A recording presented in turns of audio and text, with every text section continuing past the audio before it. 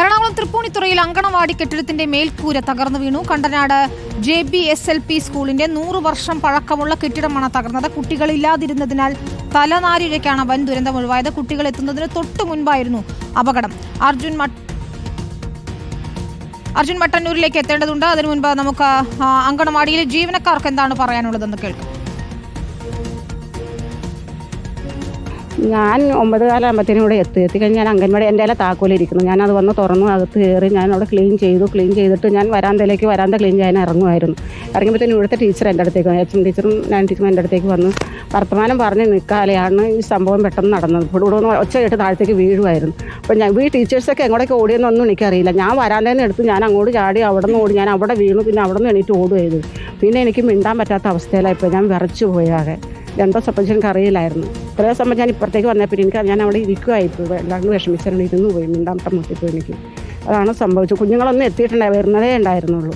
കുഞ്ഞുങ്ങളുണ്ടായിരുന്നെങ്കിൽ ഞാനും കുഞ്ഞുങ്ങളെല്ലാം പോകുമായിരുന്നു അതിനകത്തുനിന്ന്. കുഞ്ഞുങ്ങളൊന്നും ഞാൻ പുറത്തങ്ങനെ ഇറങ്ങില്ല. കുഞ്ഞുങ്ങളെ കൊണ്ട് അകത്ത് തന്നെ ഇരിക്കാറുള്ളത്. അപ്പോൾ കുഞ്ഞുങ്ങളൊന്നും എത്തിയിട്ടില്ല. എത്താത്തതുകൊണ്ട് ദൈവത്തിൻ്റെ ഒരു വലിയ കൃപ കൊണ്ടാണ് അത് വലിയൊരു അപകടം ഞങ്ങളിൽ നിന്ന് മാറിക്കിട്ടത്. അല്ലെങ്കിൽ ഞാനും എൻ്റെ കുഞ്ഞുങ്ങളും തീർച്ചയായിട്ടും പോകുമായിരുന്നു. അതുപോലെയുള്ള അവസ്ഥയിലായിരുന്നു ഞങ്ങളവിടെ. അർജുൻ മട്ടന്നൂരിന്റെ വിശദാംശങ്ങളുമായി. അർജുൻ, അവർ പറഞ്ഞതുപോലെ കുഞ്ഞുങ്ങൾ ഉണ്ടായിരുന്നെങ്കിൽ എന്ന് നമുക്ക് ചിന്തിക്കാൻ പോലും കഴിയുന്നില്ല.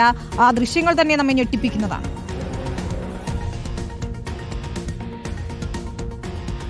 വിനീത, തലനാരിഴക്കാണ് വലിയൊരു ദുരന്തം ഒഴിവായത്. ഞാനിത് നിൽക്കുന്നത് ആ അങ്കണവാടി കെട്ടിടത്തിലാണ്. ഈ തകർന്ന് കിടക്കുന്നത് നമുക്ക് കാണാം. അത്രമേൽ വലിയ ഒരു അപകടമാണ് സംഭവിച്ചത്. രാവിലെ 9:15-നും 9:30-ക്കും ഇടയിലാണ് ഈ അപകടം സംഭവിച്ചത്. കുട്ടികൾ സ്കൂളിലേക്ക് എത്തുന്നതിന് തൊട്ട് മുൻപ് 3 കുട്ടികൾ ഈ ഗേറ്റിന് തൊട്ട് മുൻപിൽ എത്തിയിരുന്നു. ആ സമയത്താണ് ഈ സംഭവം നടക്കുന്നത് എന്നുള്ളതാണ് ഏറ്റവും പ്രധാനപ്പെട്ട കാര്യം. ഈ സമയത്ത് അങ്കണവാടിയിലെ ഹെൽപ്പറായ സ്ത്രീ മാത്രമാണ് ഇവിടെ ഉണ്ടായിരുന്നത്. ഈ ശബ്ദം കേട്ടതിന് പിന്നാലെ അവർ പുറത്തേക്ക് ഇറങ്ങി ഓടുകയായിരുന്നു. ഇവിടെ പ്രീ പ്രൈമറി വിഭാഗവും അതോടൊപ്പം തന്നെ അങ്കണവാടി വിഭാഗവും പ്രവർത്തിക്കുന്നുണ്ട്. തൊട്ടടുത്ത് തന്നെയാണ് സ്കൂൾ കെട്ടിടം. പുതിയ കെട്ടിടത്തിലേക്ക് സ്കൂൾ മാറിയതാണ്. അതിനുശേഷമാണ് ഇവിടെ അങ്കണവാടിയും മറ്റും ഇവിടെ പ്രവർത്തിക്കാൻ ആരംഭിച്ചത്. ഇവിടെ നാളെ ഇത്തരത്തിൽ ക്രിസ്മസ് ആഘോഷങ്ങൾ അടക്കം നടത്താൻ വേണ്ടി പദ്ധതി ഇട്ടിരുന്നു. അതിൻ്റെ ഒരുക്കങ്ങളൊക്കെ തന്നെ നടത്തിക്കൊണ്ടിരിക്കുകയായിരുന്നു. അത്തരത്തിൽ നാളെ ഈ സ്കൂളിലെ മുഴുവൻ കുട്ടികളും ഈ ഹാളിൽ ഇത്തരത്തിൽ ആഘോഷ പരിപാടിയിൽ പങ്കെടുക്കാനിരിക്കുമ്പോഴാണ് ഒരു ദിവസം മുൻപ് ഇത്തരമൊരു അപകടം ഉണ്ടായത്. മാത്രവുമല്ല, ഇവിടെ പോളിംഗ് ബൂത്തായി ഈ കെട്ടിടം പ്രവർത്തിക്കാറുണ്ട്. ഗ്രാമസഭകൾ ഇവിടെ ചേരാറുണ്ട്. സ്കൂളിൻ്റെ അസംബ്ലി ഈ കെട്ടിടത്തിലാണ് ചേരുന്നത്. LP സ്കൂളിലെ വിദ്യാർത്ഥികൾ ഉച്ചയ്ക്ക് ഭക്ഷണം കഴിക്കുന്നത് ഈ കെട്ടിടത്തിൽ വന്നാണ്. ഇത്തരത്തിൽ കുട്ടികൾ സ്ഥിരമായി ഉപയോഗിക്കുന്ന ഒരു കെട്ടിടമാണ് ഇത്തരത്തിൽ അപ്രതീക്ഷിതമായി തകർന്നു വീണത്. നമുക്ക് സ്വാഭാവികമായി വരുന്ന സംശയം, ഇതിന് ഫിറ്റ്നസ് കൊടുക്കേണ്ടതുണ്ടല്ലോ സ്കൂൾ തുറക്കുന്നതിന് മുൻപ്. അപ്പോൾ ഇതിൽ പരിശോധനകളൊന്നും നടത്തിയിരുന്നില്ല? ഇതിന്റെ ബലം ഒക്കെ സംബന്ധിച്ച് പരിശോധനകളൊന്നും നടത്തിയിരുന്നില്ലേ? അത് തന്നെയാണ് ഏറ്റവും പ്രധാനപ്പെട്ട ചോദ്യം വിനീത. അതായത് എങ്ങനെയാണ് ഈ ഒരു കെട്ടിടത്തിന് ഫിറ്റ്നസ് ലഭിച്ചത് എന്നത് പ്രധാനപ്പെട്ട ഒരു ചോദ്യമാണ്. മാത്രവുമല്ല, ഈ കെട്ടിടത്തിൻ്റെ ഈ തകർന്ന മേൽക്കൂരയ്ക്ക് താഴെ പുതിയൊരു സീലിംഗ് ഇവർ ഘടിപ്പിച്ചിരുന്നു. ആ സീലിംഗ് കാണുമ്പോൾ അത്തരത്തിൽ വലിയ ഒരു പ്രശ്നം ഈ കെട്ടിടത്തിലുള്ളതായി പ്രഥമ ദൃഷ്ട്യാ നമുക്ക് മനസ്സിലാവുകയില്ല. അത് മാത്രവുമല്ല, ഏറ്റവും പ്രധാനപ്പെട്ട കാര്യം ഏതാണ്ട് 100 വർഷത്തിലധികം പഴക്കമുള്ള ഒരു കെട്ടിടമാണ്. ആ കെട്ടിടത്തിലാണ് ഇവിടെയുള്ള അങ്കണവാടി അടക്കം പ്രവർത്തിച്ചത് എന്നാണ് പ്രധാനപ്പെട്ട കാര്യം. മാത്രവുമല്ല, ഏതാണ്ട് 12 കുട്ടികൾ ഈ കെട്ടിടത്തിൽ ഉണ്ടായിരുന്നു എന്നുള്ളതും ഏറ്റവും പ്രധാനപ്പെട്ട കാര്യമാണ്. ചേട്ടാ, ഇത് ഫിറ്റ്നസ് ഒക്കെ എങ്ങനെയാണ് ലഭിച്ചത്? അങ്ങനെയൊക്കെ അന്വേഷിച്ചിരുന്നു? ഫിറ്റ്നസ് കൊടുത്തത് ഇവിടുത്തെ AIയല്ലേ കൊടുത്തത്. ഫിറ്റ്നസ് ആണെന്ന് പറഞ്ഞ് കൊടുത്തേക്കുന്നത്. എത്ര വർഷം പഴക്കമുണ്ട് ഇതിന്?